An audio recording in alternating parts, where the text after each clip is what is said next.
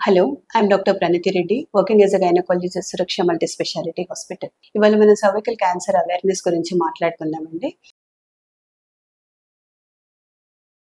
ఎందుకు దీని గురించి అని అంటే కనుక this is the cervical uterus, lower part of the uterus ని మనం సర్విక్స్ అని అంటాము.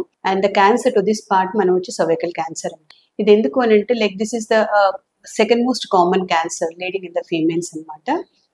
First being the breast cancer. So 1 in every 8 female ఇందులో సర్వికల్ క్యాన్సర్ తో మరణిస్తున్నారు over world wide. And this cervical cancer వచ్చేసి మనకు around the beauty of this cancer ఏంటంటే it gives around 10 to 12 years full blown గా అయ్యి మన దగ్గర ప్రెసెంట్ అయ్యేసరికి it takes a long time of around 10 to 12 years or 15 years in some people. So అందుకోసం ఏంటంటే ఇంత వైడ్ స్పాన్ ఉంది కాబట్టి we can detect at earlier stage and prevent it also to a larger extent. And the what ఈ cervical cancer దేంతో వస్తుంది? It is mainly caused by human papilloma virus అనే strain తో వస్తుందండి.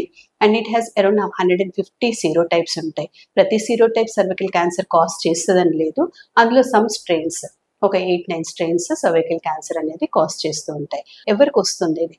Actually every sexually active female in the reproductive life ఏంటంటే will harbour this virus inside the cervix over a period of time. ఎప్పుడైనా ఒకసారి life టైంలో వాళ్ళకి ఖచ్చితంగా infection అనేది ఉంటుంది. But if your immunity is good అయితే కనుక it gets cleared from our body. But if your immunity is less, అంటే కొన్ని ఫ్యాక్టర్స్, హై రిస్క్ ఫ్యాక్టర్స్ తోడే దాంతో పాటు మనకి ఇమ్యూనిటీ అనేది తక్కువ ఉన్నప్పుడు this manifest as the cervical cancer over a period of time. So ఇప్పుడు ఇది ఈ సర్వైకల్ క్యాన్సర్ ఇన్సిడెన్స్ చెప్పుకున్నాం మనము. ఇది ఎలా టర్న్ అవుట్ అవుతుంది అనేది అనుకున్నాము. So now will see like who are all the high risk factors getting affected with this cervical cancer.